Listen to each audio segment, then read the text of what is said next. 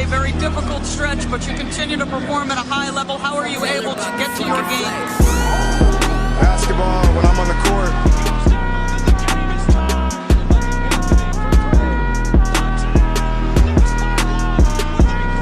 Rebecca, in the future, when you interview me, can you please take off your damn heels? He said, I'll present you, provided you let me wear your heels. We'll save that for later.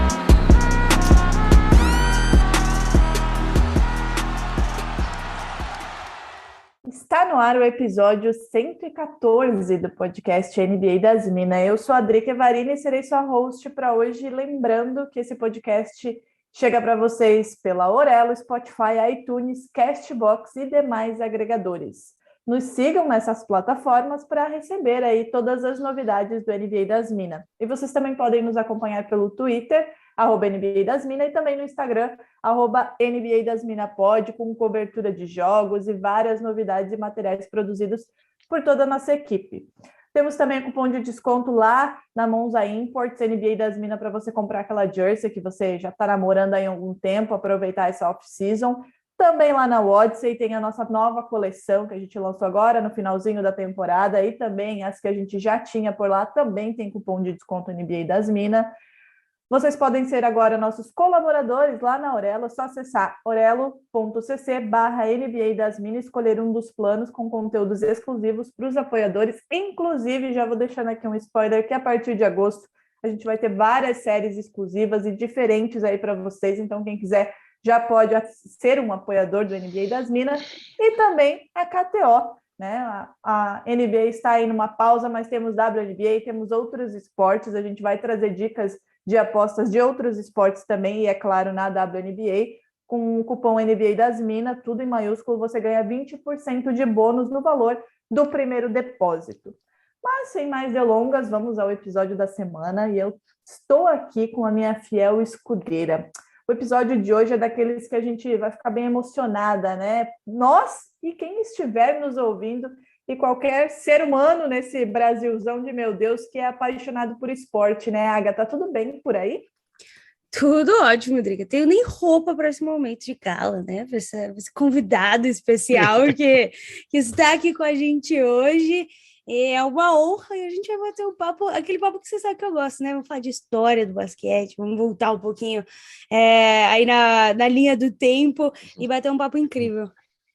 Pois é, gente. Então, hoje a gente tem a honra, e eu digo honra com letras garrafais aqui, de receber ele, que é uma lenda do jornalismo esportivo. Eu, como jornalista, estou emocionadíssima de tê-lo aqui. No currículo desse homem, gente, são 11 Olimpíadas, 5 Copas do Mundo, 4 Jogos Olímpicos de Inverno, vários campeonatos mundiais de várias modalidades, vôlei, natação, ginástica, cobertura de vários eventos de atletismo, basquete, né, que é o nosso amor aqui. A gente está aqui com o ícone do jornalismo esportivo, Álvaro José. Álvaro, seja muito bem-vindo ao NBA das Minas. É uma honra gigante para a gente te receber aqui. A gente está muito emocionado e eu tenho certeza que os nossos ouvintes também. Drica, eu estou muito feliz. Um beijo grande para você e para a Agatha. Sem dúvida alguma, eu vou ficar realmente me divertindo com vocês, porque contar história é o meu negócio. E histórias que não são ficção, né? Porque nós realmente mexemos com heróis da vida real que conseguiram superações incríveis, saindo de comunidades e atingindo o topo. E quando eu falo topo, e quem não entende muito, não está versado com relação à NBA, eu vou divulgar esse podcast, é muito simples. É só comparar quanto ganha o Cristiano Ronaldo, o Messi, com o que ganha o LeBron James, com o que ganha o Curry, que ganham muito mais que os astros do futebol, do chamado soccer para os Estados Unidos. Quer dizer, eles estão no topo da cadeia alimentar. Eles seriam aí, se fossem dinossauros, aí o Tiranossauro Rex. Gente, como diz aí um podcast que eu gosto muito de ouvir também, senta que lá vem história, é muita história realmente que a gente vai contar aqui hoje. Mas a gente, né, Agatha, vai dar uma introdução aí bem rápida, porque a gente quer bater papo mesmo. Então é só para os mais jovens, bem jovens, como a Agatha, assim, né? Que é...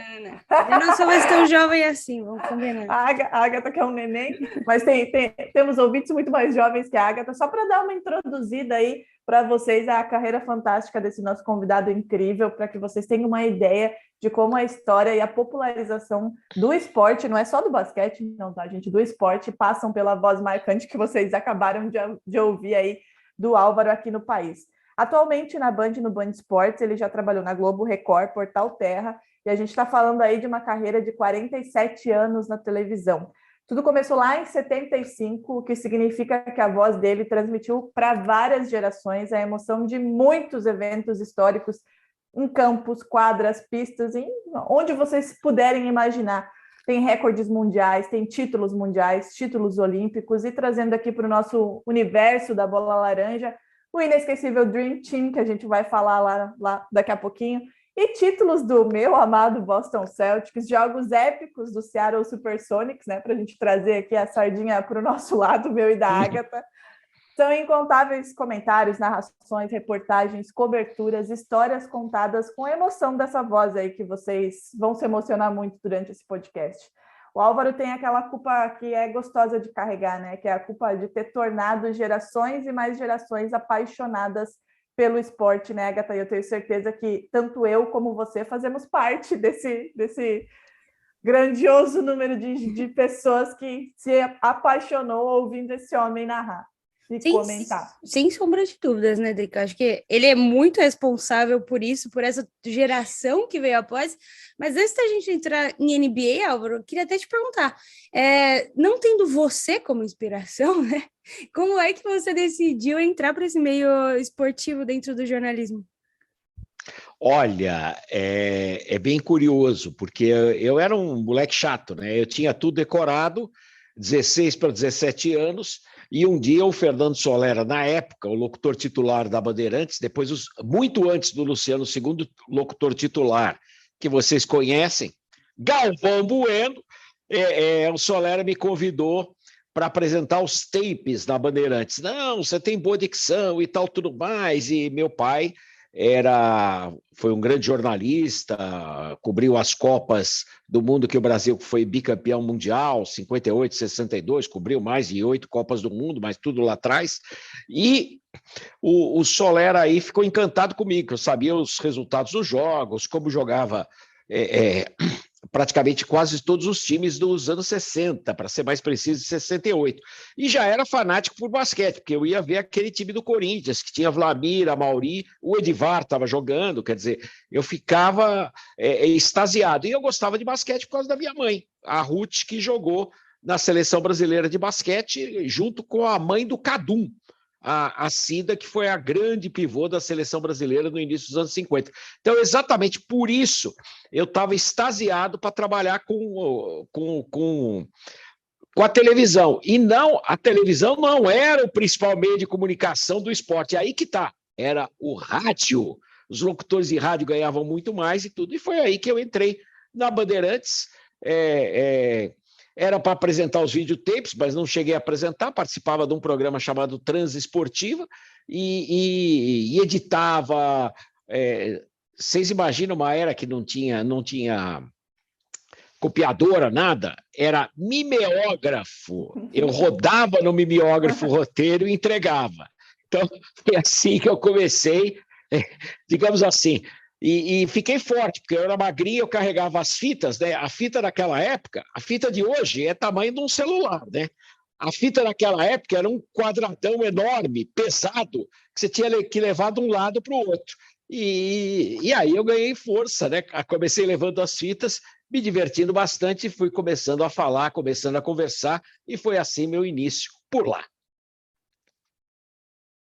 Nossa, mimeógrafo, né? Eu lembro que, olha como eu também não sou tão jovem assim, hein? Quando eu era criança na escola, aquele cheirinho de álcool, assim, do mimeógrafo. Álcool? Nossa, era horrível. Tá vendo como eu já sou um pouquinho mais velha. E as mãos? E a mão, ficava... Meu Deus. Pensar como as coisas são hoje, né? Mas, Álvaro, né? Você A Agatha te perguntou como era não ter essa referência, né? Nós que começamos a trabalhar, seja com jornalismo, seja com produção de conteúdo, hoje a gente tem muitas referências, né? Você é uma das nossas referências.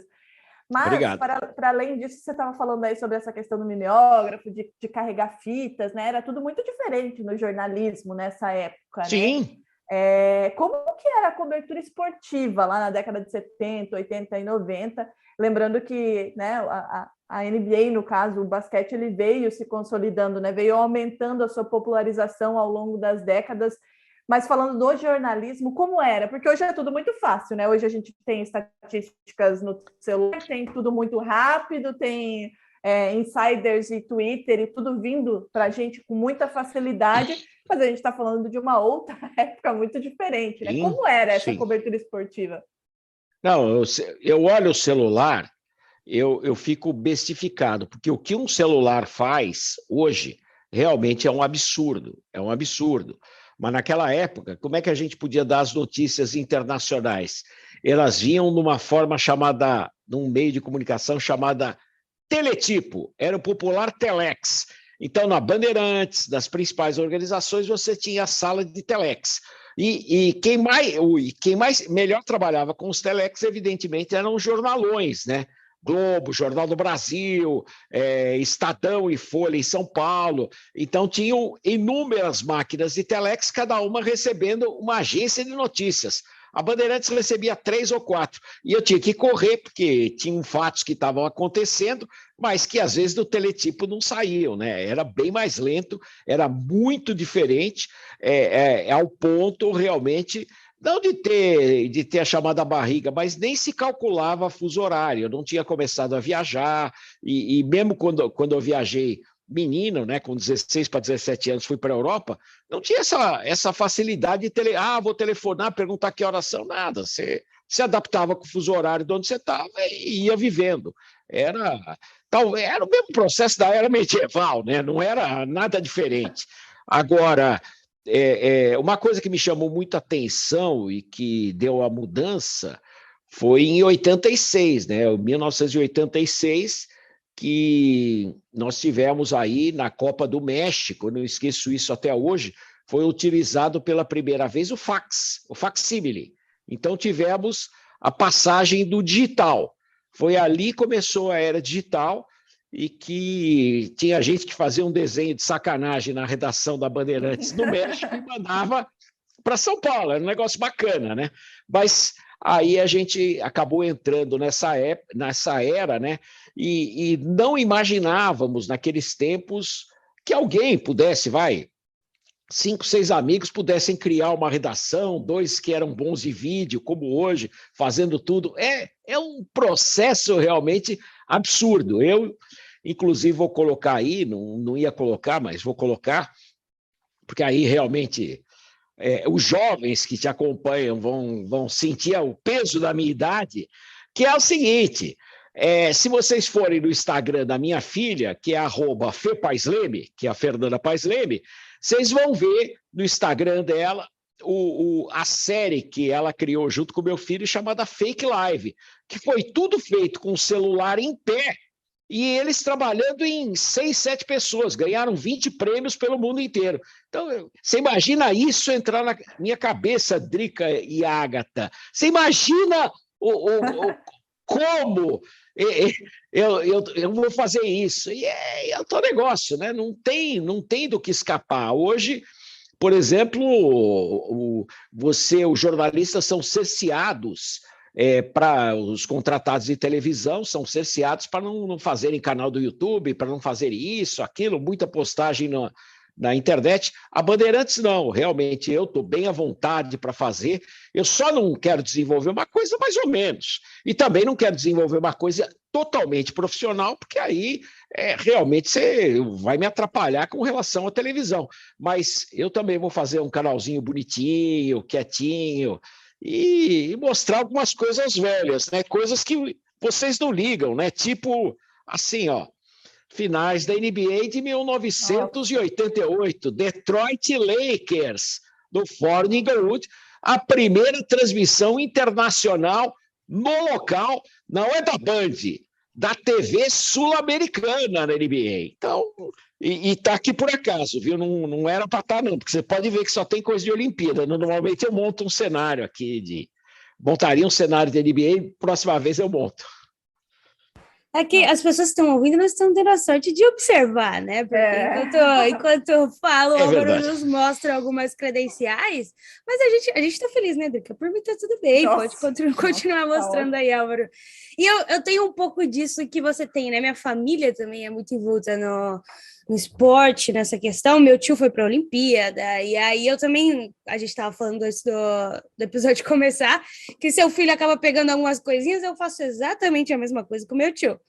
Não pode chegar a coleção nova da seleção, que eu já tô lá, oi, tudo bem? Saudade, já apareço por lá, sabe? É normal. Mas quando a gente faz um retrospecto, né?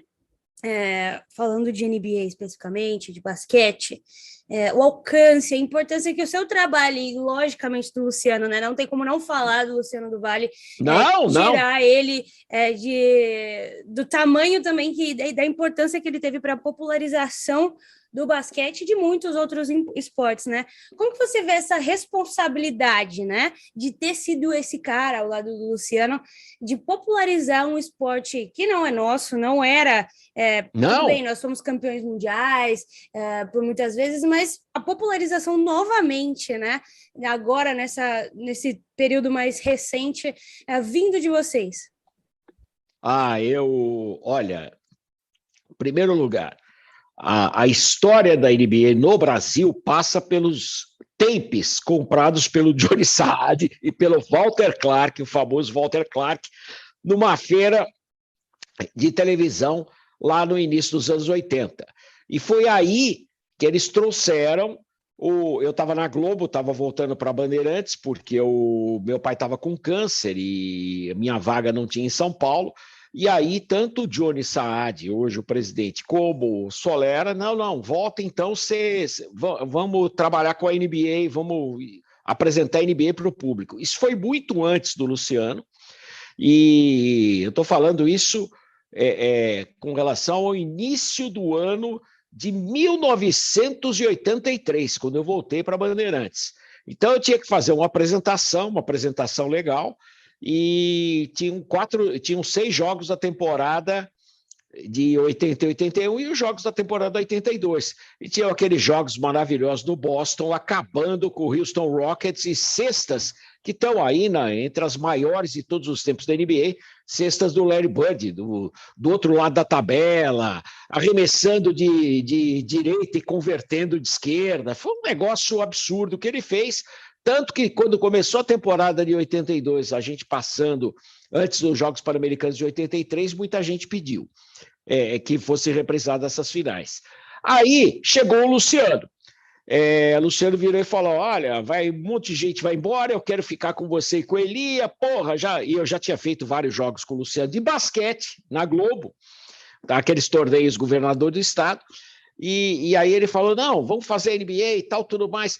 Aí eu fiz um jogo de basquete, um jogo da NBA gravado no primeiro show de esporte, que ele não participou, ele só poderia participar em fevereiro. Isso eu estou falando início de dezembro de 83. Aí o Luciano falou: não, desculpe o palavrão, esta porra só vai dar certo se for ao vivo.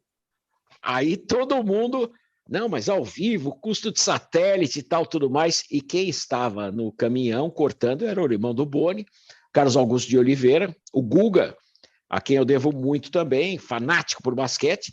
E o Guga virou e falou: não, tem que fazer ao vivo mesmo. E foi se trabalhando, final de 84, início de 85, começamos com a NBA ao vivo. E aí surgiu a sexta NBA.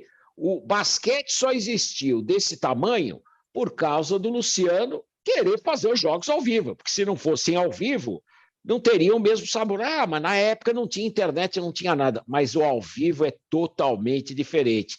E quais eram os astros do basquete ao vivo? Larry Bird, Magic Johnson e o moleque que estava pintando, chamado Michael Jordan, que jogou a Olimpíada de 84, mas Patrick Ewing, do New York Knicks, e todos esses astros, portanto. E nós fazíamos a sexta NBA, o jogo entrava no ar às 11h30, meia-noite. Aí, determinados jogos, o Luciano abriu mão, porque o único jogo do Oeste que ele queria ao vivo era o jogo do Lakers, evidentemente pela paixão dele pelo Lakers. E também que o Lakers já começava a ter muitos torcedores no Brasil. Mas o normal era a gente gravar o jogo da Costa Leste, ou Chicago, ou New York, ou Boston Celtics, ou Detroit Pistons, a gente gravava, o jogo terminava, começava às 9, os horários da época, né? Começava às 9, terminava umas 11, 11h30, e eles entravam no ar 15 para meia-noite. Claro que não tinha internet, não tinha nada, praticamente era ao vivo, porque era um tape com defasagem. E aí que tá, qualquer emissora de televisão, ela primeiro editava, limpava e aí sonorizava. Essa sonorização seria ao vivo.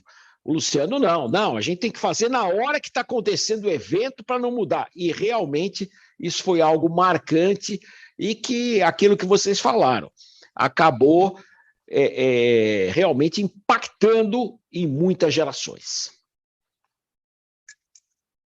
Ele ia falando, né? Boston Celtics, Larry Bird, meu coração dava uns pulos aqui, eu só pensando, meu Deus, que sorte desse homem ter visto isso tudo. Não, e agora você não vendo os Jays ao vivo, olha só. Você não tá entendendo. O Boston do Larry Bird tinha Cedric Maxwell, Robert Parrish, o McHale estava pintando, o Kevin McHale e o Isaiah Thomas, eu vi jogando nos Jogos Pan-Americanos de Porto Rico em 1979. Eles eram amadores, eles iam jogar pela seleção americana que ia disputar a Olimpíada de Moscou. Como teve o boicote, eles não foram e depois se profissionalizaram. Mas o armador da temporada 80-81 não era nem o Dennis Johnson, que foi o armador dos outros títulos, que veio do Phoenix Suns. O armador era o Nate Archibald, do Boston Celtics, que tinha uma calma, segurava a bola, o jogo era mais lento, mas ele tinha uma visão de jogo que era um absurdo, era um negócio do outro planeta. E exatamente para que vocês tenham uma noção da diferença do jogo, e eu vou falar de universitário. O Brasil foi sede do primeiro campeonato mundial juvenil, vocês podem pesquisar aí no Google. E foi em 1979, na Bahia. A seleção brasileira tinha o Wagner, que era um dos destaques da equipe de Franca, não era nem questão do armador, mas tinham lançado grandes pivôs como Israel, o Kleber, que tinha 2,15, o André, que depois jogou no Monte Líbano, o André Stoffel, e o Brasil foi ganhando seus jogos, ganhou da Iugoslávia, um resultado surpreendente, ganhou no pau da Argentina, perdia por 1 ponto, faltando 4 segundos para o final, lembrando que é 79, não existia bola de 3 pontos, hein? E converteu a sexta, acabou conseguindo a vitória, mas chegou na final, foi jogar contra os Estados Unidos. Aí todo mundo assustado, eu inclusive. O time americano não tem pivô. O Brasil tem 2 gigantões, vai ganhar fácil, vai isso, vai aquilo. Bom, o armador do time americano era o Nick Anderson. E o cara que fazia a função de pivô em posição 4 era só o James Worth, que depois seria destaque do Lakers. James Worth enterrou umas 15 bolas contra o Brasil. O jogador, ele era mais rápido que os armadores que estavam em ação no Mundial. Você percebia, e até eu não gosto de errar no termo em português, mas é um termo em inglês, vocês conhecem, vocês falam melhor que eu, evidentemente, eu falo inglês, mas é macarrônico, né, dos cursos da minha época e das viagens. Mas o termo que eu melhor classifico, e para mim é perfeito para colocar no basquete, aquele atleticismo era o James Worth, porque ele voava, ele passava assim, ninguém conseguia fazer falta nele. Então a gente percebia a diferença de velocidade, antecipação, cabeça e controle do jogo. O controle que eles têm até hoje e que realmente faz toda a diferença e que encanta a todos nós. Quer dizer, ali eu vi a diferença de alguém que depois seria um super destaque na NBA. Você entrou até num ponto que eu ia te perguntar, Álvaro, que você mencionou 79, né? Fusão, NBA, ABA, esse período dos anos 80 em que as coisas finalmente se uniram, né? As ligas americanas decidiram em prol do esporte se juntar, e aí a gente tem muita gente vindo da NBA, né? Dr. J, uma série de outros jogadores chegando na NBA, e justamente também a linha de 3 pontos, né? Que é uma herança da NBA, não tinha na NBA, e os jogadores tendo que se adaptar. Você lembra de momentos, assim, dos primeiros jogos de times das ligas diferentes, essa questão da cesta de 3, como que era nesse período? Mas tem uma coisa que eu sou totalmente honesto, eu nem acompanhava. Eu ia para os Estados Unidos, eu via um jogo ou outro da NBA naqueles televisores enormes, né? Porque a gente fazia outras competições, o caso, por exemplo, 79, fui para Porto Rico. Porto Rico é um estado livre associado aos Estados Unidos, então os canais de televisão são os canais americanos. Então, eu acompanhei alguns jogos da NBA em 79 e já via que era um jogo totalmente diferente, né? Era um jogo que nada tinha a ver com o nosso. A gente sabia, mas pensa numa coisa que não vinha imagem. Não vinha imagem. Eu, para conseguir material para analisar as outras seleções de basquete que vinham para o torneio governador do estado, eu tinha um grande amigo que jogava handebol no Clube Banespa, que era meu amigo de muitos anos, o Onofre La Selva Neto, que o pai, o Vitor La Selva, era o dono da livraria La Selva, gigantesca, chegou a ter uma rede de livrarias La Selva. Então, ele recebia uma revista, eram 2 exemplares, não vinha muito, porque a editora só mandava 2, chamada Gigante Day Basket, que era uma revista italiana, muito boa, com NBA, com tudo, e uma delas era reservada para mim. E era cara, viu? Era bem cara, mas eu ia lá, comprava, porque era a única fonte que eu dispunha naquele tempo. Então, o 79, realmente, eu acompanhei muito pouco. Eu passei a acompanhar quando vieram aqueles tapes, aí eu consegui comprar, início de 81, eu não tinha ido ainda para a TV Globo, início de 81 eu fui para os Estados Unidos e fui fazer um evento qualquer, acho que foi de atletismo, um negócio qualquer, e aí eu comprei várias revistas Sport Illustrated, inclusive um anuário da NBA, que está em algum lugar por aqui, mas não sei onde está, não. E aquilo foi também minha fonte, e a partir daí eu comecei a me interessar, mas a gente não tinha. Para você ter uma ideia, para vocês terem uma ideia, as melhores imagens que a gente conseguia, às vezes, você ia numa livraria americana, não existia o VHS, o videocassete, era Super 8, você tinha que comprar o Super 8. Então, naqueles tempos era muito difícil você assistir, você acompanhar qualquer coisa, mas com relação à ABA e à NBA, para mim o mais flagrante foi quando os 2 gênios, né, um de cada liga, né, resolveu se profissionalizar antes da Olimpíada de Munique em 72. De um lado, o Leo Alcindor, o Kareem Abdul-Jabbar, e do outro lado, o Julius Erving, o Dr. J, que chegou a falar uma vez, teve uma repórter, que eu não vou dizer o nome, que falou assim, olha aí, Dr. J, isso num All-Star Game, ele já tinha parado de jogar, Dr. J, que é o médico do Magic Johnson, juro por Deus. Meu Deus, que vergonha. Vocês não têm noção. Juro por Deus.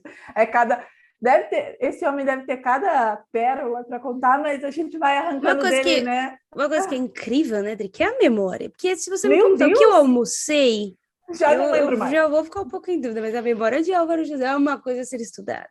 79, 78, e ele aí, né? Tá lembrando de detalhes, de vergonhas alheias, inclusive, para trazer aqui pra gente, sem nomes, claro. Não, mas aí o médico do Magic Johnson, eu vou até situar, foi no All-Star Game, que foi disputado aquele de Orlando, antes do Dream Team de Barcelona, que o Julius Erving era convidado, e aí a repórter falou que o Dr. J era o médico do Magic Johnson, por causa que ele estava com AIDS e tal, tudo mais. Depois fez exame, daí falou que o tratamento, daí passou e tal. Bom, o fato é que Julius Irving foi o gênio e o Magic Johnson fez 9 finais e ganhou 5, né? Então... Só, né? Só. Só isso. E, Álvaro, a gente falando aqui, né, sobre a NBA, enfim, sobre tudo isso aí que ajudou a popularizar, né? Esses nomes que ajudaram a popularizar cada vez mais o esporte. Mas quando a gente fala aqui de Brasil, né, voltando um pouquinho, você já falou aí sobre como as coisas começaram a acontecer, como as transmissões começaram a acontecer. Quando a gente fala de Brasil, a TV aberta foi, assim, eu diria que a pedra fundamental para que a NBA se popularizasse, principalmente ali finalzinho de 80, começo de 90. Atualmente, de novo, a Band é responsável por essa popularização. A gente está falando agora, né, em 2022, de uma era em que a gente tem acesso à informação muito fácil, né? A NBA ela é transmitida em canais fechados, em streaming, em Twitch, em muitos lugares, né? O acesso é muito fácil. Mas a gente também sabe que no Brasil a maior meio de informação da massa brasileira continua sendo a TV aberta. Sim.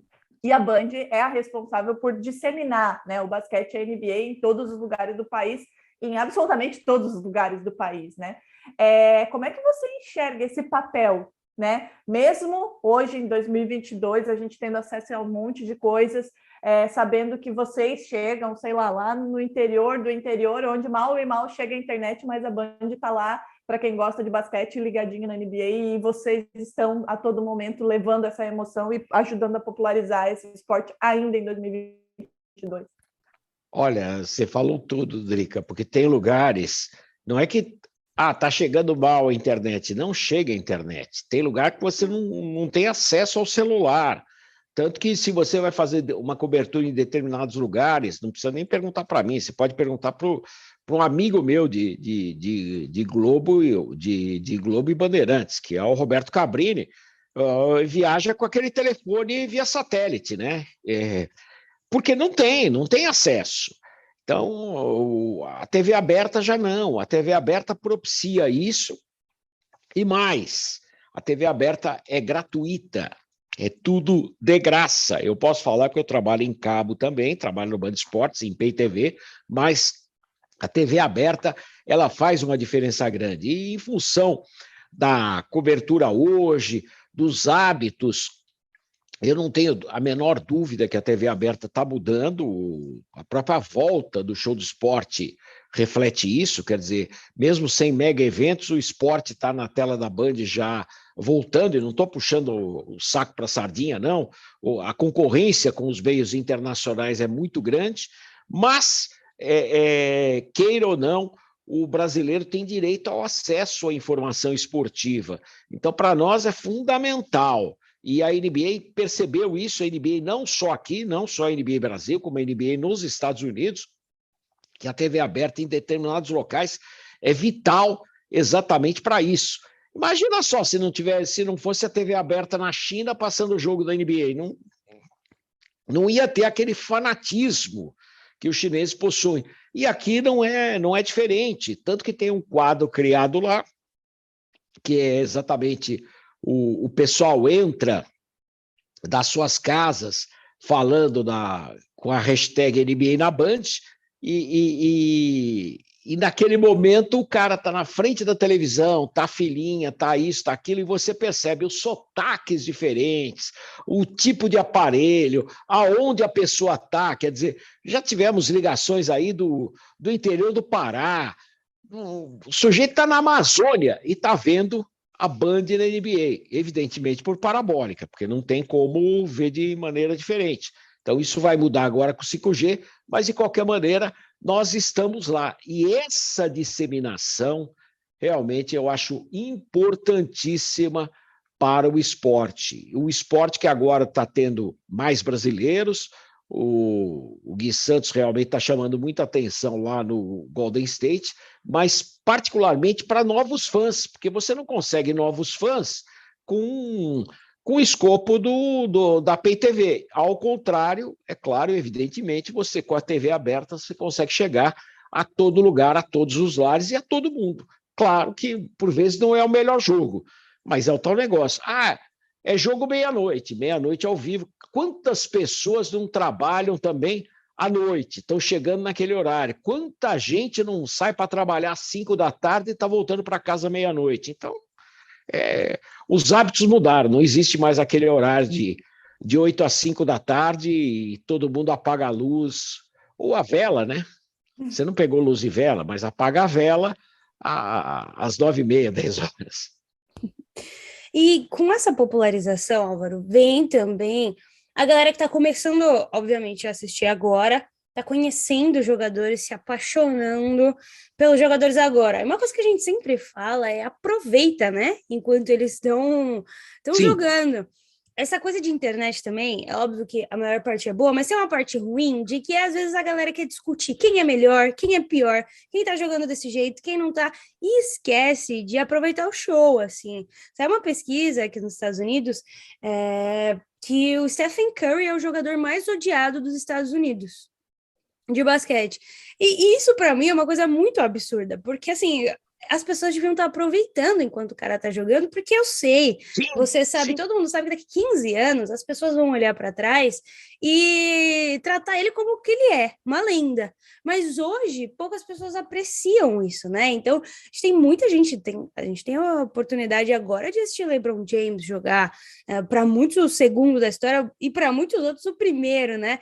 Mas o que eu queria dizer com tudo isso é que você vivenciou uma outra era, a era dos grandes, né? Você viu Michael Jordan, você viu Magic Johnson, Stockton, Larry Bird, chama assim interminável, né? Kareem Abdul-Jabbar, Pippen, Hakeem Olajuwon, e são muitos nomes históricos. Eu queria saber qual é a sua sensação, e até é uma fala com um pouco de aviso ao pessoal que está começando agora, né? De olhar para trás e relembrar esses momentos como alguém que aproveitou, né? Percebeu o quanto eles foram importantes enquanto eles ainda jogavam e como isso também foi importante na construção do público brasileiro.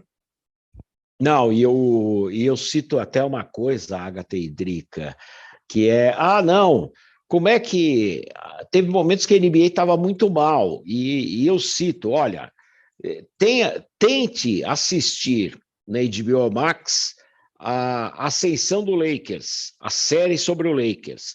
Ali vocês vão entender como a NBA estava mal e o que fez a mudança da rivalidade entre o Larry Bird e o Magic Johnson. Então, aquilo mudou totalmente. E até então, os principais jogadores eram os pivôs, né? Os centers. E você teve toda essa mudança. Por exemplo, eu pisco o olho, praticamente...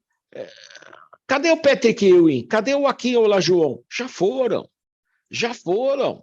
Então, se você não aproveitar isso hoje, vai ficar muito difícil. Tanto que vários meninos me cobraram, né? Pô, você acertou, você cravou que a final da NBA dessa temporada seria entre Miami e Golden State, e que o Golden State seria campeão. O Golden State foi para a final, mas, pô, em janeiro muita gente esperava o Lakers. Mas o Lakers é um hospital, né? O Lakers é um hospital, então você precisa de jogadores mais jovens. E quando o jogador jovem se recupera, você tem que levantar a mão para o céu. Então, hoje, por exemplo, você tem que desfrutar desses jogadores. É o termo que eu queria achar e encontrar, Agatha, para a sua pergunta, que foi realmente muito bem colocada. Tem que desfrutar, porque eu acho que eu vi pouco hoje o Michael Jordan, que eu fiz 800 jogos do Michael Jordan, do Larry Bird e do Magic Johnson menos, mas fiz vários jogos do Magic Johnson, e o Kareem Abdul-Jabbar, que, ao contrário de qualquer brasileiro, eu vi na quadra decidindo o título contra o Detroit em 88. Eu estava no Fórum de Inglewood, aquela credencial atesta isso, e outro dia a Bandeirantes colocou a sonorização e eu tive que falar, né? Pois é, o nosso equipamento quebrou, o Luciano do Vale transmitia no telefone e eu comentava assim, ele perguntava, eu ficava assim ouvindo o Luciano e não sei como eu consegui ouvir naquele fórum da Califórnia, que não é um ginásio, é um estádio. Então, é algo que os caras já pararam. é um negócio absurdo. O tempo passa muito rápido e passou para esses gênios. Por isso eu acho que a gente tem que aproveitar o Stephen Curry. Eu acho que algumas coisas vão ser mudadas nesta temporada, porque estão chegando jogadores novos e as equipes estão se reforçando com sabedoria, o que é importante.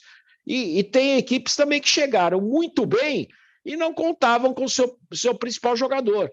O próprio Pelicans, por exemplo. O Pelicans foi longe, mas você já imaginou aquele Pelicans com Zion Williamson sem problema físico? Começa a ficar assustador. Espera aí, o Pelicans fez isso, o Pelicans pegou um jogador bom no draft, fez troca. O que está acontecendo? O Pelicans está montando o senhor time. Então, muita gente olha só para um lado e não vê o outro. Agora, é que eu continuo achando que o Lakers, com tantos torcedores, é um hospital. Isso você pode falar com mais propriedade do que eu, porque é o que a Drica falou, minha cara Ágata.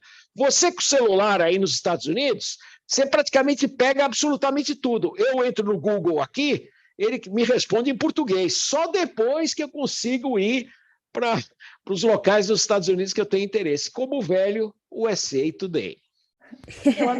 Eu amei ele falando do Lakers. Eu sabia que você ia fazer esse parênteses. Eu estou aqui assim, em êxtase, né? Porque realmente a gente não vai a lugar nenhum. Agora, você tocou num ponto importante, porque agora a gente vai entrar mais para o basquete brasileiro, né? Enfim, socateamento que aconteceu nos últimos anos. Mas antes disso, o formato americano, isso é uma coisa que a gente bate na tecla também. Esse formato de trazer o jovem do college, fazer ele fazer uma universidade para depois chegar na NBA, e mais que isso, o formato da própria NBA, né? Não ter rebaixamento, o time que está ruim recebe o melhor jogador, uma coisa muito cíclica, né? Algo que dá continuidade à liga. Um time que está ruim hoje, a gente sabe que se fizer um bom trabalho de scout, de gerenciamento, em 5, 6 anos está competindo de novo. Como você vê esse formato e você acredita que existe a possibilidade algum dia da gente reproduzir alguma coisa dessa que deu certo aqui no Brasil para reviver de vez o basquete? Olha, eu coloco uma situação. O basquete não, o esporte brasileiro é feito de fenômenos. São fenômenos que aparecem. Não há uma caça ao talento. Você não precisa ir para os Estados Unidos. Se você pensar que Cuba, que é uma ilha do Caribe, tem mais medalhas olímpicas que o Brasil e começou a brigar por medalhas a partir da Revolução de 59, indo para o Pan-Americano de 63, já diferente, você fala, peraí, e como é que é isso? Aí você vai de uma escola cubana, tem 15 meninos treinando boxe, e todos eles com potencial. E por que eles estão treinando com tanta vontade? Porque senão eles não comem. Eles vão comer a mesma coisa que os outros. Como eles são atletas destacados, vão. Nos Estados Unidos, não é muito diferente. O regime é diferente, mas não é diferente. A vantagem americana sobre o resto do mundo, e aí é muito difícil, quem não foi entender, é que você vai numa das grandes universidades americanas, ou canadenses, pode ser no Canadá, a Universidade de Manitoba, no Canadá. Os Jogos Pan-Americanos, o Pan-Americano de 1999 foi feito 80% dentro da Universidade de Manitoba, que é gigantesca, mas que é igual à Universidade de Indiana, que é igual a várias grandes universidades americanas. Só que aí você cai. Mas são grandes universidades? Não. Se você pegar, os Estados Unidos têm mais de 1.000 universidades e todas elas têm um time de basquete. Mas você está falando isso, aquilo, eu vou falar de outra coisa. Vamos falar do esporte que o brasileiro tem em conta e que fica mordido toda hora quando perde. Vamos falar de voleibol? Pois é, as seleções americanas campeãs olímpicas de vôlei, masculino e feminino, os jogadores têm entre 19 e 23 anos. Por quê? Porque é a idade universitária, eles estão jogando. Eles não são profissionais, eles estão jogando lá na universidade, ganham bolsa, ganham tênis, ganham isso, aquilo, e podem até fazer um contrato no futuro para irem jogar fora. Essa é a realidade. Você dá quantidade extrai a qualidade. E no Brasil você não tem como fazer isso. Você, às vezes, tem superdotados e em outro momento, por exemplo, eu tive recentemente na Bahia, em Salvador, no Congresso Olímpico que foi realizado em Salvador, e andando ali perto do Cais do Porto, a mesma coisa que eu vi em outros tempos, que caras do tamanho do Kleber e do Israel andando lá, que nunca fizeram esporte, nunca fizeram nada, fortes e tudo, alguns até ajudando, auxiliando no Porto, na estiva e tal, e você vê, pô, imagina se um cara desses fosse treinar basquete quando tinha 10 anos de idade. Então, a gente tem o material humano, mas não tem realmente a seleção do talento e a prospecção. Isso é o que falta no Brasil para realmente ele crescer ainda mais. E, Álvaro, aproveitando, né, que você está falando justamente disso, né, de termos material humano no Brasil, você viveu uma época que a gente, infelizmente, não está vivendo, né? O ápice aí do nosso basquete, né, feminino e masculino, Olimpíadas, né? Enfim, em diversas modalidades também. E eu queria te perguntar duas coisas, né? A primeira, queria que você contasse um pouquinho como foi vivenciar essa experiência. E aí, já emendando nessa tua resposta, o que falta para hoje a gente ter isso, né? É um pouco disso que você falou. A gente tem, em quantidade, a gente tem muita gente que ama o esporte, ama ver, mas não tem o incentivo de desde a escola. E quando a gente fala, a gente estava falando aqui de universidade, né, que nos Estados Unidos isso é muito incentivado, a gente não precisa nem falar de universidade aqui no Brasil, né, desde a base mesmo, né, 8, 9, 10 anos, escolinhas mesmo. Eu, por exemplo, treinei quando eu tinha 8, 9, 10, até os 18, bati nos 18, tive que trabalhar, tive que fazer faculdade e tudo mais, e não tinha esse incentivo na universidade. Mas ele não tem desde o começo, desde a base, desde que você é criança, né? Então, eu queria que você falasse sobre essas duas situações. Como foi você viver quando isso ainda era um pouco mais incentivado e a gente tinha o reflexo e o resultado disso em Olimpíadas, em campeonatos mundiais, e ver que agora, infelizmente, a gente não tem isso, e não é só no basquete, né? Em todas as modalidades, tirando o futebol, que é o que, né, o país, de fato, incentiva e se apoia mesmo como uma maneira de tirar muita gente de situações economicamente mais fragilizadas.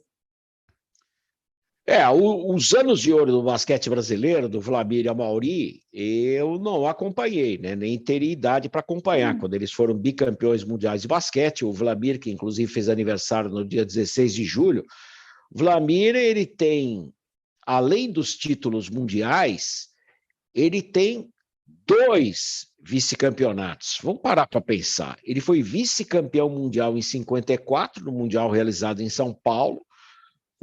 Foi campeão mundial em 59, 63, e foi medalha de bronze no campeonato mundial que foi no Uruguai, que o Brasil estava fazendo a transição da seleção, entrando o Hélio Rubens, entrando o Edivar. Edivar já tinha feito parte da equipe que foi medalha de bronze lá em 64 em Tóquio.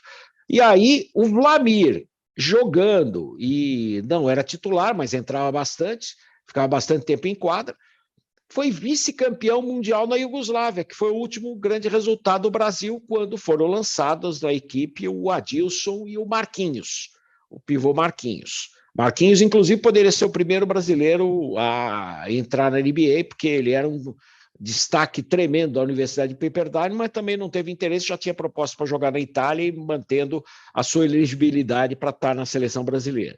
Então, você tem o Vlamir aí.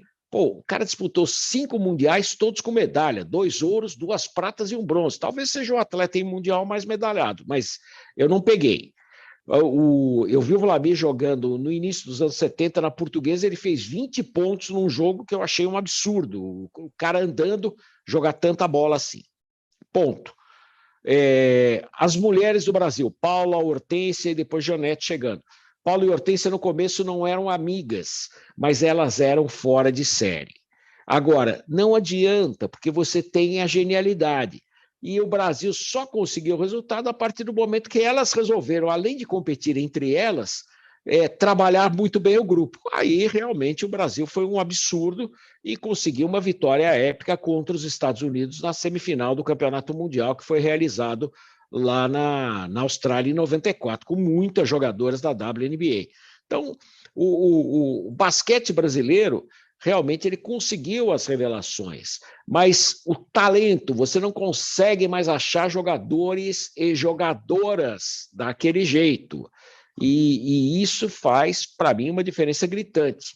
Eu acompanhei no juvenil, indo para o juvenil, estava no Jornal da Tarde, você tinha na Seleção Brasileira Juvenil, que foi campeã pan-americana no ginásio do Ibirapuera, também nos anos 70, 78, se eu não me engano, antes, 70 anos da Olimpíada, 77, ano do Mundial, e 77 você tinha na Seleção Brasileira jogando Oscar, Marcel e o Gilson.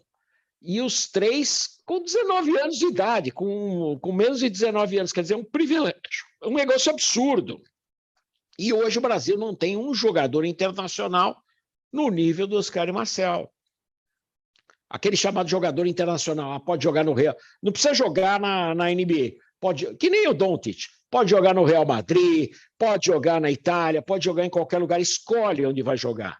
Então, nós não temos esse jogador mais, infelizmente, e da mesma maneira que fica difícil. O Gui pode chegar, o outro pode chegar, depende do trabalho dele, mas o talento, aquele talento nato, a gente não tem isso lamentavelmente, eu acho que a situação do feminino é pior ainda, e realmente eu fico muito triste com relação a isso, porque eu sou filho de um jornalista com uma ex-jogadora de basquete da seleção brasileira. Então, você põe a mão na cabeça e fala, puxa, cadê? Não tem. Não tem e não tem perspectiva, porque agora o esporte está tomando conta, né? Então, vai ficar muito difícil no futuro você formar atletas, você vai formar jogadores e participantes de esportes que devem até entrar nos Jogos Olímpicos. Eu não sei se eu vou ter capacidade para narrar isso, mas eu aí já vou estar numa fase de transição.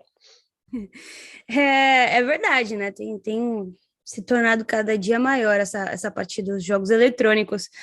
Mas é triste, né? A gente tem 2 projetos, a gente tem o LBF das Minas e o NBB das Minas, comandado pela Carol e pela Paola, em que a gente traz todos esses atletas, né, membros da comissão, pessoal que está envolvido nisso para falar, porque é uma coisa que eu sentia muita falta de ter esse contato, de conversar com uma jogadora, saber quem é essa pessoa, e é isso que, na realidade, faz com que as pessoas se aproximem do esporte, né? Então, a gente conversou com a Hortência, conversou com muita gente, e quando a gente ouve essas pessoas falando, né, como era 94, a década de 90, ginásios Ponte Preta cheio, né, tudo cheio ali, aquele caldeirão que não, hoje, assim, é praticamente impossível, nem se o ingresso for de graça, existe, antes tinha torcida organizada, era uma loucura, aí é muito triste a gente ver esse sucateamento gradual, né, do esporte, mas quando a gente fala de seleção brasileira, pensando ali em 92, eu vou entrar nesse ponto do Dream Team, que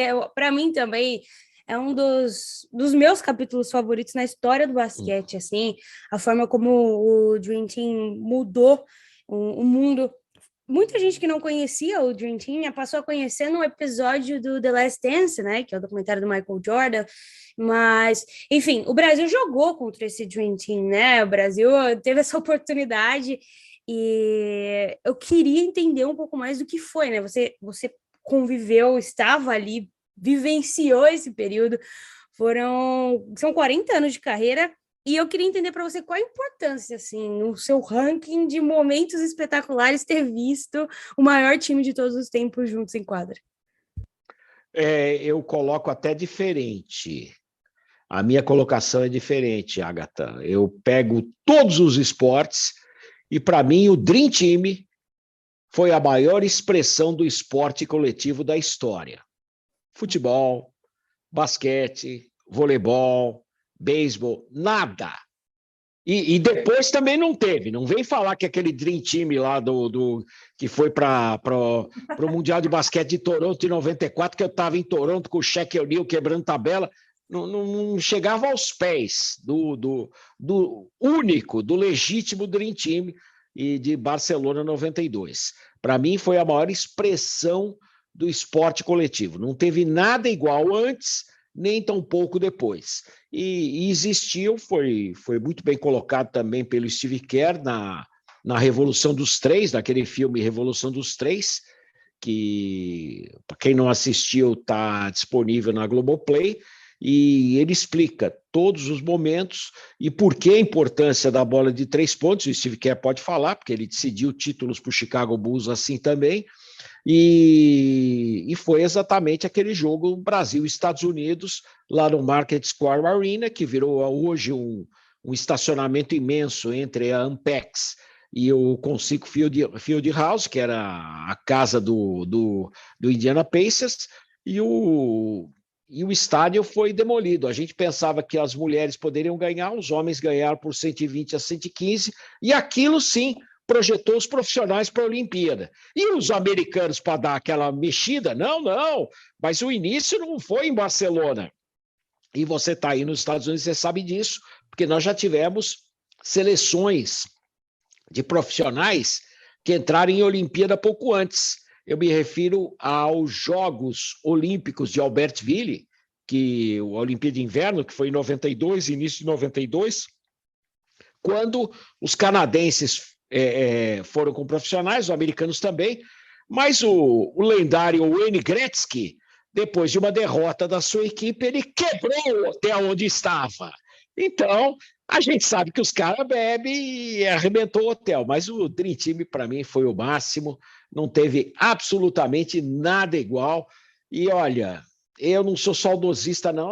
No futuro vai ter e tal, tudo mais, não. Igual o Magic Johnson, igual ao Michael Jordan, o entrosamento dos dois, a piscada, a olhada, nunca mais. E da mesma maneira que você consegue, às vezes, conquistar os títulos, mas você também tem vice-campeonatos que são realmente gigantescos, como os 2 vice do Utah Jazz, que eu que narrei, o Luciano do Vale não podia narrar naquela época, em 97 e 98, a última final da NBA que o Luciano transmitiu foi Seattle e Chicago Bulls, o primeiro, a volta do Jordan muito bem aí, o 4º título do Chicago Bulls, e o Seattle saindo da TV aberta brasileira, né? Porque depois o Seattle também deixou de existir numa cidade tão incrível, tomara que volte, mas os 2 vice-campeonatos do Utah Jazz com Stockton e Malone realmente me tocaram. E você falou do The Last Dance, Agatha, tem várias mixagens de narração ali, de todas as nacionalidades. E olha, no último arremesso, tá a minha vozinha, viu? Eu tô lá, porque eu não entendia por que aquelas câmeras gigantes estavam filmando. Isso desde 97. Eu falava, o que é isso? Estão atrás do jogador do Chicago. Como é que um conteúdo desses permaneceu guardado em acervo 20 anos? Eu não entendo isso. Eu estava lá, eu vi as filmagens. Só que as narrações, eles pegaram as narrações do mundo inteiro e fizeram a mixagem. Agora o operador da Bandeirantes separou. Hã? Agora o Álvaro tocou no coração da Agatha. Cada vez que ele falava Seattle Supersonics, a Agatha... Eu sou torcedora do Oklahoma, né? E, enfim, inclusive um beijo pro Jonathan, que é o maior torcedor do Seattle Supersonics aqui do Brasil. Toda semana ele faz campanha para o Seattle voltar. Deve voltar, né? Futuro próximo aí. Tem muitas conversas e falando de narração, outro dia o pessoal estava até perguntando, né? Qual é a sua narração histórica favorita? E a minha sempre vai ser a sua, o monstro Michael Jordan. Não, eu sei essa parte de cor, vou saber toda essa... Se caiu, né? Desde que a bola cai até o finalzinho. Você tem uma favorita, Álvaro? Não, essa foi um absurdo. Fui extremamente feliz naqueles momentos. Até hoje eu encontro o Marcel. E se você seguir naquela transmissão, você vai ver o Marcel. Pois é, Álvaro José, nós somos testemunhas da história. Daqui a 20, 30 anos nós vamos estar falando isso. Não somos nós. O mundo falou isso. O The Last Dance colocou para o mundo o tamanho daquele Chicago Bulls. O Chicago Bulls que, olha, quem é torcedor do Chicago é difícil explicar. A partir do momento que o Jerry Krause, não, vou desmontar o time, é aquele negócio. Se você olhar para trás, todo mundo vai perceber que o Lakers tinha pouquíssimas chances em 91. Em 1991, o Lakers tinha pouca chance. Não era contra o Chicago, contra o próprio Detroit. Se pegasse o Detroit, ia perder. Se pegasse o Boston, ia perder. Os 3 times do leste eram mais fortes que o Lakers. Tanto que o Lakers depois não foi para outras finais. E você vê, esse momento é realmente, para mim, muito emblemático. Muito emblemático. Você acompanhar jogadores desse tamanho, desse quilate, ter esta mudança, essa alteração, e você perceber que a bola que eles jogavam, até hoje iam jogar, porque o Michael Jordan enterrava o salto do Michael Jordan na entrada do garrafão. Quem que consegue saltar da entrada do garrafão e socar a bola? Ninguém. O absurdo começa aí, quer dizer, não é só o talento, é a questão do absurdo. Uma vez, o Paulo Russo trabalhou com o professor Júlio Mazzei, que foi o preparador físico e diretor técnico do Cosmos de Nova York, quando o Pelé foi para lá. E o Mazzei falava muito bem inglês, tanto que ele não falava Cosmos, Cosmos! E a curiosidade, o Paulo Russo tinha as corridas do Pelé, os treinos do Pelé de pique. O Pelé fazia de chuteira na Vila Belmiro 100 metros rasos em 11 segundos. Você imagina se o cara está numa pista de atletismo com calçado adequado e sem a grama. Com grama. O cara fazia 100 metros em 11 segundos. É um negócio absurdo, quer dizer. Mas o que o ajudou muito, sabia chutar, sabia cabecear, era um gênio. Mas tinha uma condição atlética superior a todos os outros. É o que eu vejo no Michael Jordan e em vários jogadores da NBA.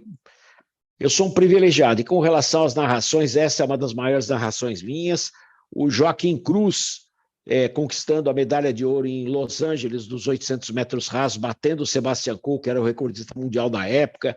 O judô também, o Aurélio Miguel, sendo medalhista de ouro em Seul 88, só ele e o Anthony Neste do Suriname conquistaram medalha de ouro na Olimpíada de Seul para toda a América do Sul.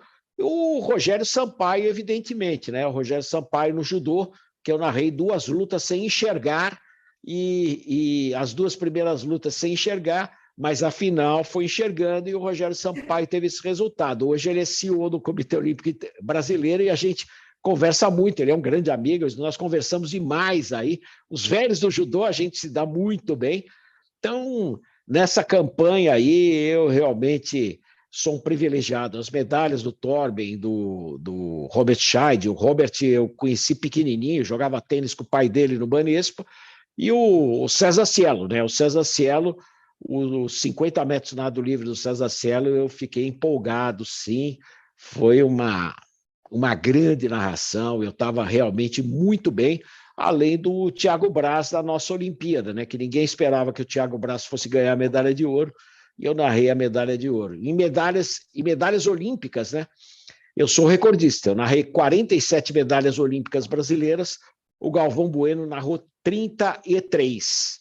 Então, por enquanto, está sendo difícil me ultrapassar aí, mas são as narrações marcantes da minha vida, e o Michael Jordan, vocês não tenham dúvida, foi um dos maiores momentos da minha vida. Falando em Michael Jordan, né? Eu já senti uma pontinha de um sentimento por esse Bulls aí. Mas, Álvaro, você acompanhou algumas dinastias, né? Esse Bulls, o Spurs, o Warriors agora. E a gente estava falando aí do Dream Team, que não vai ter outro time, né, como esse no mundo, mas falando de franquias da NBA, a gente tem algumas dinastias que vem marcando história. A gente tem o Boston Celtics lá de trás, eu não ia deixar de mencionar o Boston Celtics jamais.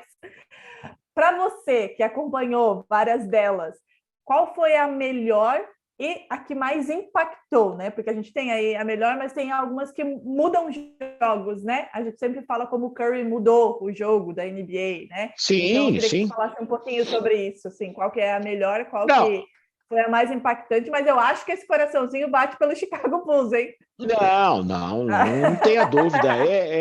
Eu não saía dos Estados Unidos. Era uma época que as finais da NBA e o All-Star Game a gente transmitia.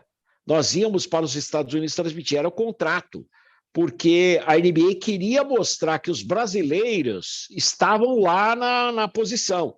Então, por exemplo, eu acompanhei o Detroit, eu acompanhei o Boston, não precisa nem dizer, né? Eu fiz o primeiro título do Boston em VT, mas fiz o primeiro título do Boston, vi aqueles confrontos entre o Bird e o Magic Johnson, que para mim foram dos grandes momentos da história do esporte, vi a ascensão do Michael Jordan, inclusive algo que eu falo muito, nós estávamos para a Olimpíada de 84, por isso que eu falo, o Fórum de Inglewood e o Fórum da Califórnia conhecia que nem a palma da minha mão, porque foi o local dos jogos de basquete da Olimpíada de 84, e eu que fazia o basquete pela Bandeirantes, né? O Luciano narrava e eu comentava, o Osmar de Oliveira narrava alguns jogos também e eu comentava, porque eu tinha que fazer ainda atletismo, narrando, natação. Nós estávamos em 14 pessoas daquela Olimpíada, e era algo para fazer 2 eventos por dia, algumas provas individuais, e de repente nós estávamos fazendo 12 horas por dia ao vivo. Uma pequena mudança. Mas lá no Fórum da Califórnia, quando jogadores americanos, quando entravam os Estados Unidos com o Chris Mullin, com o Patrick Ewing e com o Michael Jordan, a gente via no Lakers Club, nós víamos que a entrada era por fora, tal qual na série, a mesma coisa e tal.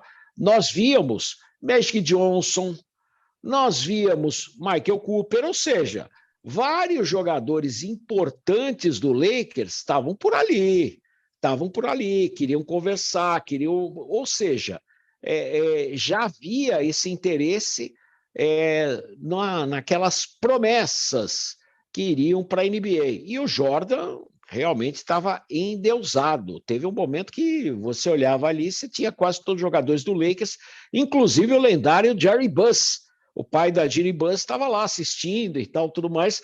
É óbvio que ali seria pela escolha, né? Mas, de qualquer maneira, foi aquele draft incrível que tinha sido um pouco antes, naquele draft de 84, que para muita gente foi o melhor draft da história. Mas realmente meu coração bate muito pela dinastia do Bulls, porque eu acompanhei todos os jogos. Eu estava lá, né? Então, isso faz uma diferença grande, e quando nós fomos para o segundo tricampeonato, dava para se perceber que o Jordan, aquela parada de 1 ano e meio, ele não estava com a mesma explosão física, não estava igual, mas o fadeaway, a malícia, a forma como ele soltava a bola, a forma como ele botava o time inteiro para jogar, já estava bem diferente. E aí chegou o Rodman, né? Quer dizer, saiu o Horace Grant na posição, chegou o Rodman e o Chicago ganhou muito. Então, eu adorei acompanhar tudo aquilo, e para mim foi a melhor dinastia que eu vi jogar. Maravilha, tá respondido aí, Drica. Não vai ser o Boston Celtics hoje, para sua tristeza. Mas você mencionou algumas coisas dessa época do Lakers e a série, inclusive, né? Eu fiz um vídeo com o Renan no canal do YouTube sobre a série do Lakers, da HBO, mas também saiu o They Call Me Magic, né? Que é uma série produzida pelo Magic Johnson, para meio que bater de frente ali, porque eles não gostaram muito do que foi feito na série da HBO, que é um pouco caricata, né? Às vezes eles mudaram alguns acontecimentos de ano e tudo mais, mas para quem tem curiosidade de ver como era o fórum nessa época, como era essa parte do clube, né? Que era de fato o Showtime, né? Não era só o basquete, eram os famosos que iam, todos esses lugares. Então, que você viveu, inclusive, né? Pode falar melhor do que a gente. Mas, vindo um pouco hoje para o presente, NBA atual, eu sinto muito que a gente está numa fase de transição, né? Uma entre-safra agora. A gente está vendo final de carreira de LeBron, de Carmelo, o Wade se aposentou, Kobe também já não faz muito tempo, né? Que se aposentou e também que faleceu. muitos jogadores chegando no final da carreira e muitos outros jogadores tomando esse lugar. Você vê hoje na NBA, Álvaro, alguém com poder de fogo, se é que a gente pode falar dessa forma, para figurar entre os grandes? Tem o Luka Doncic, tem o Zion, que você acabou de falar, algumas outras peças interessantes, mas você vê nesses jogadores alguém com essa estrela que você viu no Jordan, que você viu no Ewing, para ser lendário? O Luka é um jogador espetacular. Eu acho o Luka espetacular. É uma questão de conseguir montar um time em torno dele, né? E aí realmente tem um problema. O Zion, nossa, o que o Zion joga é um negócio absurdo. Agora, eu torço para que ele não tenha nenhum problema físico. Caso contrário, vamos pensar, o Pelicans foi muito longe no playoff. Você imagina o Pelicans com o Zion arrebentando. Você vai ter o mínimo de mais 20 pontos e mais 10 rebotes. Quer dizer, é muita coisa. Mesma coisa desse Dallas só com o Luka, né? Imagina se tivesse uns 3 ali para ajudar ele, onde ele não ia chegar. Né? Não, e é o tal negócio, os dois com bons treinadores, né? Não treinadores excepcionais, mas bons treinadores. Miami, por exemplo, tem um excelente treinador e não veio a falar que o Pat Riley não dá palpite, porque o cara que foi o que o Pat Riley foi, e eu conheci o Pat Riley, novinho e tal, eu não tenho a menor dúvida que ele vai lá, põe a boca no trombone, porque conhece muito jogo, conhece muito esporte. Agora, dos jovens, eu não vejo o Jimmy Butler ter jogo para chegar no tamanho desses caras. Eu não tenho a menor dúvida, por exemplo, que determinados jogadores de hoje vão conseguir crescer. Trae Young vai crescer? Vai crescer se tiver os jogadores do lado. Ele é talentoso? Talentosíssimo. Mas é aquele negócio, está mais do que provado que o Mandurinha só não faz verão. Agora, o time que está bem montado, o time que promete, o jogador que tem habilidade, além do Luka, eu colocaria o Ja Morant aí. Ja Morant tem muito jogo parecido com o Julius Erving, as enterradas, as socadas, as saídas, e claro, é muito mais rápido. Então, eu acho que ele vai ser o cara, digamos assim, de uma década inteira, que nem foi o Jordan numa década, que nem foi o Larry Bird e o Magic Johnson, porque aí foram os dois iguais em outro momento, e não colocar o maior de todos os tempos, que nem o LeBron nessa década, sem dúvida alguma, porque eu olho, não, fulano é melhor que o LeBron, não vejo ninguém melhor que o LeBron, juro. O Curry é melhor que o LeBron atirando de 3 pontos, mas o LeBron várias vezes arma muito bem, várias vezes passa de maneira espetacular, sem fazer propriamente assistência, fazendo mais uma combinação para chegar à cesta. Enfim, ele é um tanque de guerra, mas não tem ninguém acompanhando, né? E o Anthony Davis não precisa nem falar, né? Aquele joelho lá, ele fala por si próprio e deve falar vários idiomas. Então, que a gente chama de homem de vidro, Álvaro. Tal qual naquele filme, né? O vidro, né? Exato. E o Boston Celtics, né? Para não ficar triste, um baita time jovem, que é aquilo que você mencionou, né? Tem um futuro enorme. Nossa, mas o Boston, você não tem a dúvida, o Boston ele vai estar no final da Conferência do Leste. O Boston vai estar com esse treinador, esse time que morde toda a vida, os reforços que estão pintando. Claro que vai depender de ajustes, mas eu não tenho a menor dúvida. Não, porque tem isso, tem aquilo outro. O Boston é um time muito forte, muito forte. O Boston tem potencial para ganhar títulos, sim, ganhando uma experiência maior. E vai ganhar reforços, né? Quer dizer, o crescimento do Boston vai ser evidente. Imagina só, um time calouro no final da NBA. Foi um troço que... e eu achava, meu palpite era Miami Heat em janeiro, hein? Não era, não, chutou depois, não. Em janeiro eu falei, Miami Heat, Golden State campeão. E o Golden State vai ter a volta do Wiseman também, vai ter um time diferente. Eu acho que a NBA desta temporada vai ser mais equilibrada, E eu creio, sim, que as estrelas vão se poupar na fase de classificação para que nós não tenhamos os problemas dramáticos que surgiram na fase play-in, né? Pouco antes da entrada do play-in, muitos jogadores importantes machucados e baleados. Isso não dá certo. Isso é péssimo para a liga, para o entretenimento e para a divulgação no mundo inteiro. Quero um corte, tá? Daquela parte que ele fala que o Boston é forte, que o Boston vai chegar, isso aí eu preciso para ouvir todas as noites antes de dormir. Colocar despertador no celular, né, Trick? Mas vai chegar, vai chegar. Por exemplo, a Agatha mora... Você mora onde, Agatha? Nova York? Eu tô de passagem, na realidade, mas é Nova York. Nova York? Então, o tiozinho aqui conhece St. Louis, conhece Seattle, conhece, vamos dizer assim, uns 40 ou 38 estados americanos. Eu andei aí, viu? Aqui é uma delícia, né? Nova York não tem como. Inclusive, semana que vem não, já, né? Sábado agora eu vou no jogo do Liberty contra o Sky, né? WNBA, lá na Barclays, que eu amo também, uma arena maravilhosa, né? Ver se, inclusive, se der tudo certo com o Nets ou tudo errado, depende do ponto de vista, né? Tudo errado. Também vou conseguir ver o Kevin Durant, que assim, apesar de eu ter muitas mágoas com ele, por ele ter saído do meu time, né? É o cara que fez eu torcer pro Oklahoma, é o cara que eu me apaixonei, assim, hoje, quando a gente olha para essa geração, é talvez o maior nome, assim, dessa geração. Sim. Mas um pouco mais nova que o LeBron, né? A posterior ao LeBron, mas anterior a essa de agora.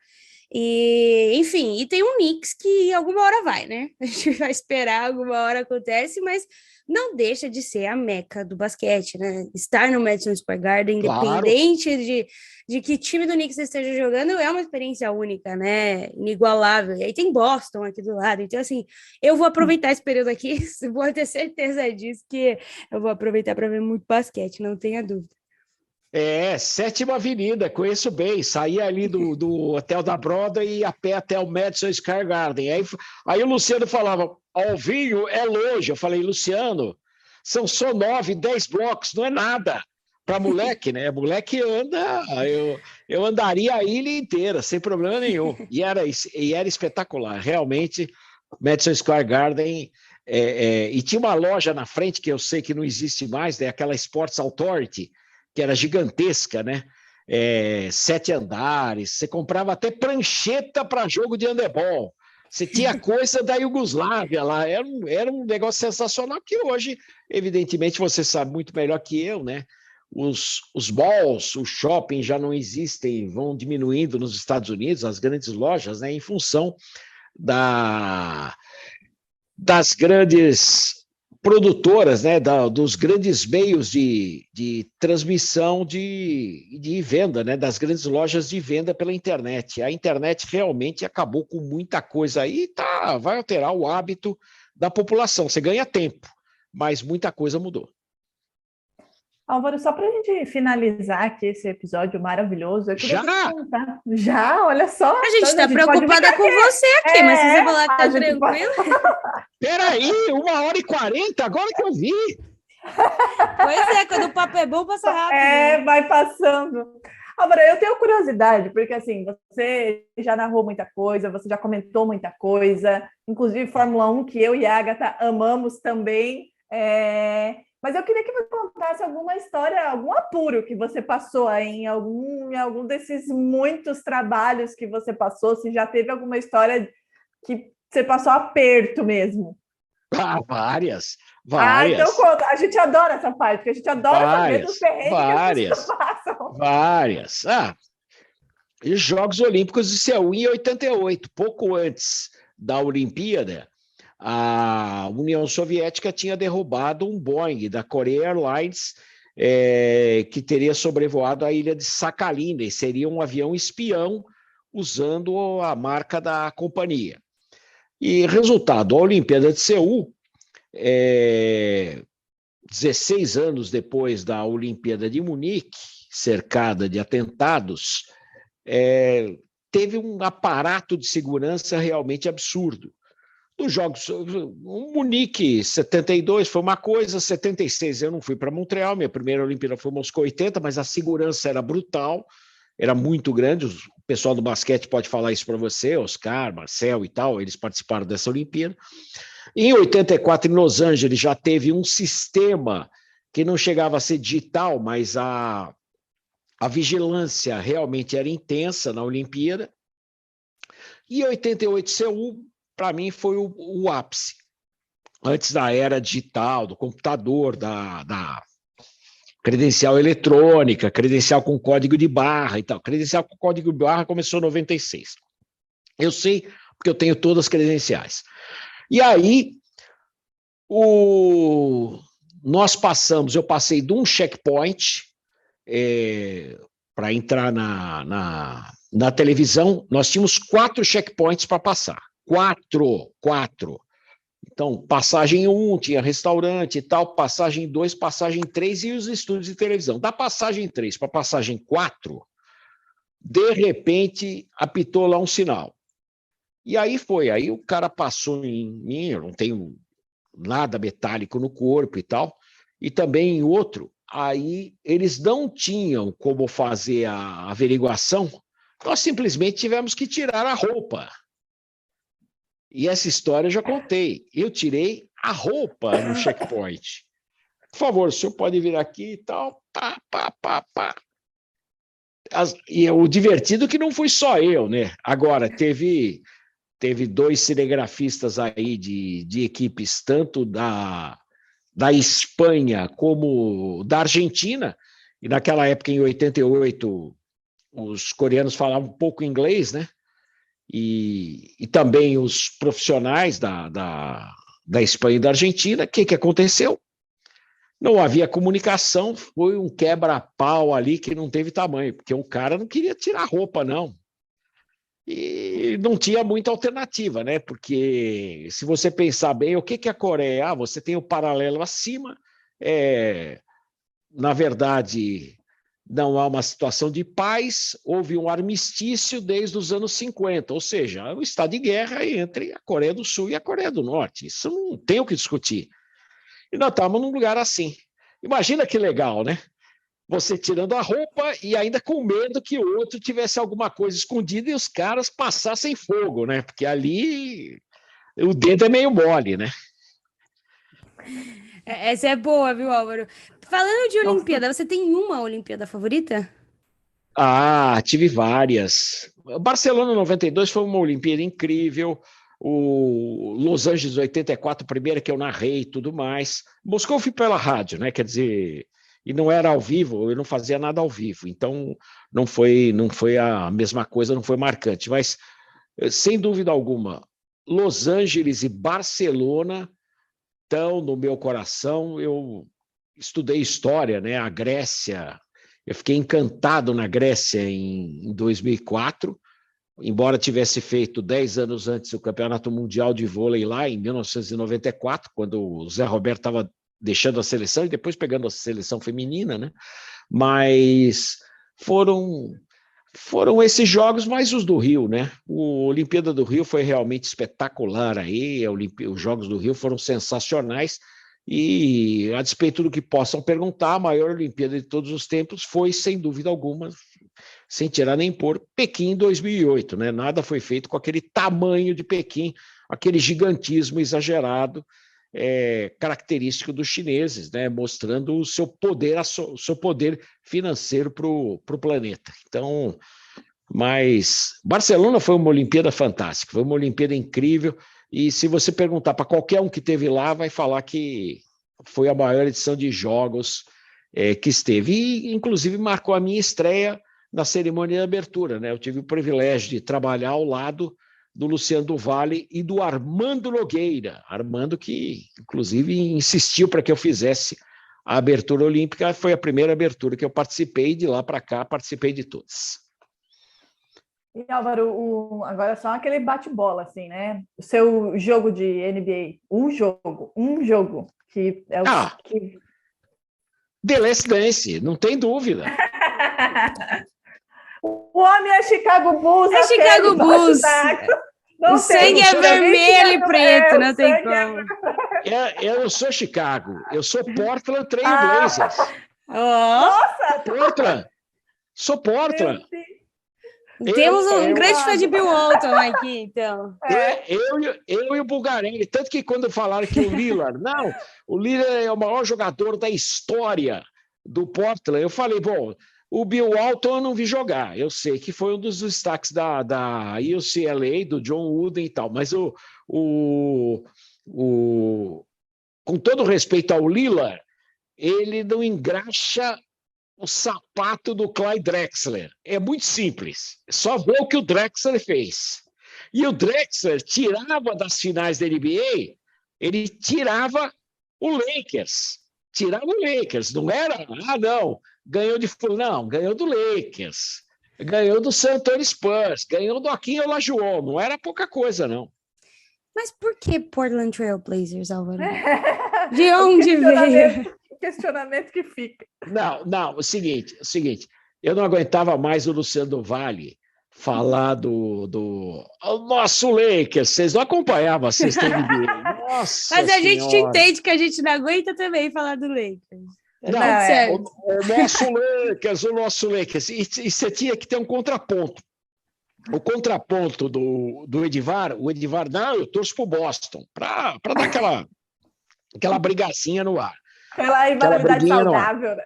Aquela briguinha no ar. Aí o Luciano pintou um jogo entre Lakers e Portland. Álvaro, o nosso Lakers. Não tem nada de nosso, Luciano. É o nosso Portland. Pronto. Aí fiquei Portland e fui 2 vezes para Portland. Não, você foi várias vezes. Não, fui muito mais para Seattle e fiquei muito mais em Seattle do que em Portland. Claro, não vou contar Los Angeles, não vou falar de Chicago, não vou falar de Nova York, mas eu fiquei muito mais em Seattle do que em Portland, porque Seattle, além dos jogos das finais, além de 2 viagens que eu fiz a lazer para o estado de Washington e tal, lá no noroeste americano, também eu visitei a fábrica da Boeing lá no Goodwill Games, em Seattle, em 1990, quando Paula e Hortência pegaram um pódio pela primeira vez, né? A primeira competição delas, internacional, grande, com todo mundo, o Brasil conseguiu pegar um pódio no Goodwill Games de Seattle. Então, tem isso também. Então, Seattle é um lugar que eu adoro. Então, Portland foi para me contrapor ao Luciano do Vale. E o Portland realmente jogou bem aquele dia, ganhou do Lakers. O Luciano ficou bufando aquele dia, ficou nervoso. E aí ele falou: o Alvinho é Portland. Aí depois o Portland foi para a final contra o Chicago Bulls, né? O Portland foi para a final lá em 92. Então.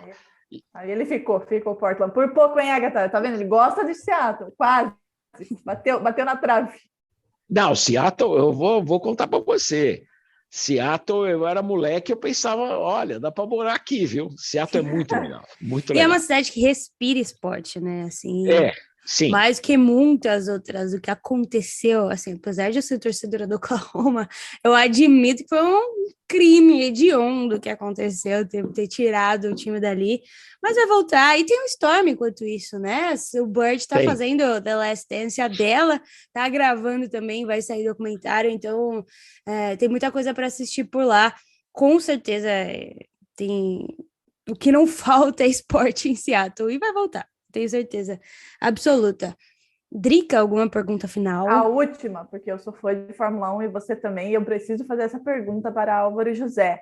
Álvaro, e nem perguntando se o Hamilton é melhor que o Verstappen, não, tá? Eu quero saber do Álvaro quem é o maior piloto que ele, na opinião dele, qual é o maior piloto da história da Fórmula 1, independente de conquistas, né? Maior piloto. Eu acho que foi o Senna. Eu acho que foi o Ayrton. Por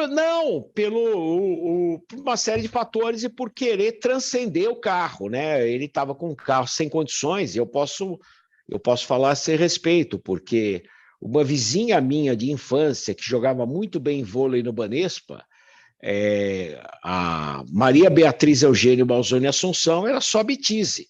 que virou Beatriz Red, casada com Patrick Red, que foi assessora de imprensa do Senna boa parte da vida dele. Para mim, o Senna foi o maior piloto daqueles que eu vi. E a Fórmula 1 eu tenho aquele sofrimento que narrei a morte do Paletti, né, na Ilha de Notre Dame, em 1982, na TV Globo. Então, Fórmula 1 é uma coisa que me toca um pouco, tem momentos que eu acompanho direto, tem momentos que eu paro, e sei lá, é algo sensacional, porque realmente faz com que nós tenhamos toda a evolução para que possa chegar no carro de rua. Mas hoje ela é mais tranquila, ela tem mais segurança, mas dá medo, viu? Dá medo. Eu estava Grande Prêmio de Buenos Aires em 80, o carro mais rápido em reta era a Copersucar do Emerson Fittipaldi. E já naquele tempo estava sendo usado o efeito solo, né? Foi o primeiro ano do efeito solo, né? Então você tinha os carros dos franceses, né, que colavam no chão nas curvas, e curvas a 350 km por hora, ou seja, muita coisa não poderia dar certo ali, né? Mas realmente, para mim, foi o Ayrton, que Deus o tenha em bom lugar. Agatha, em que ano você nasceu, Agatha? 97, Drica. Vamos entrar nesse assunto de novo. Eu nasci no ano em que esse era o Supersonics estava na final, só poderia torcer para esse time, entendeu? Não ganhou, mas deveria, viu, esse time.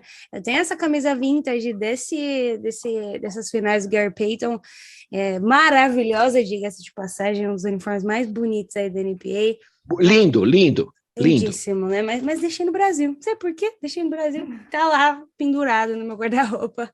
Mas, Álvaro, queria agradecer imensamente, assim. Dava pra gente fazer umas 10 partes disso aí. Trazer o Álvaro toda semana para contar a história.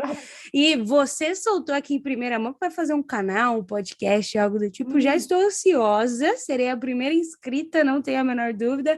É um prazer conversar com você. A gente precisa... falar muito dessas coisas, né? Acho que é nosso papel também reviver isso, porque a galera que chega hoje não conhece, né? E eu amo ouvir história, contar história. É parte do nosso papel manter essas memórias vivas, né? Com certeza. Eu vou mais longe. Na minha época, era jornal, rádio e televisão. Então, a memória você não conseguia manter.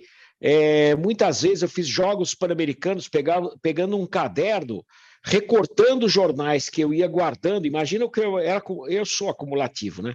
Jornais que eu ia recortando e tal, a página do vôlei, página do basquete, aconteceu isso e tal.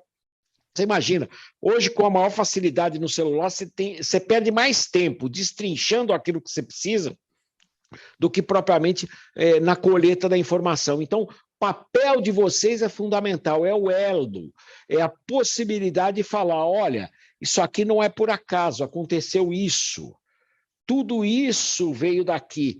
É que nem o Tom Hanks fazendo o filme do Homem na Lua. Tem americano que acha que o homem não pisou na Lua. E o russo fala, peraí, eu vi a bandeira, tem a bandeira, tem os restos aqui e tal, tudo mais. Quer dizer, se o soviético admitido e o americano, que foi, não tem capacidade de mandar e tal. Então, eu acho que é fundamental fazer esse elo e, principalmente, com essa mudança de comunicação, tudo, canal do YouTube, podcast, tudo isso faz uma diferença grande, propicia realmente o conhecimento para aquele que tem, para aquele interesse.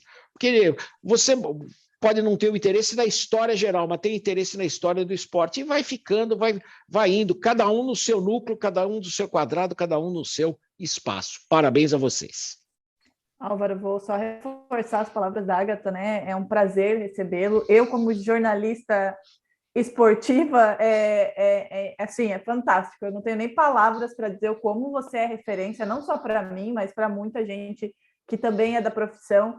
É incrível ver o quanto você mudou, né? Eu iria além, né? Mudou a forma de comunicar, e não só no basquete, né? Como a gente estava falando aqui, é basquete, é vôlei, é atletismo, é Fórmula 1, é tudo. Então, para a gente que é apaixonado por esporte e por jornalismo, te ver 40 anos de carreira e uma carreira sólida e séria é incrível. Então, receber você aqui é um prazer, é uma honra, e eu espero que os jovens que estejam nos ouvindo consigam absorver e entender a importância da história e de profissionais como você para o esporte e para o jornalismo. Então, muito obrigada de coração mesmo. Obrigado a você, Drica. Obrigado, Ágata. Foi um prazer conversar com vocês. E, ó, é só chamar, viu? Eu adorei o papo. Que bom, que bom. A gente volta aí no futuro breve. Obrigado, Álvaro. Obrigada. Beijo grande. Tchau, tchau. Beijo. Tchau, tchau.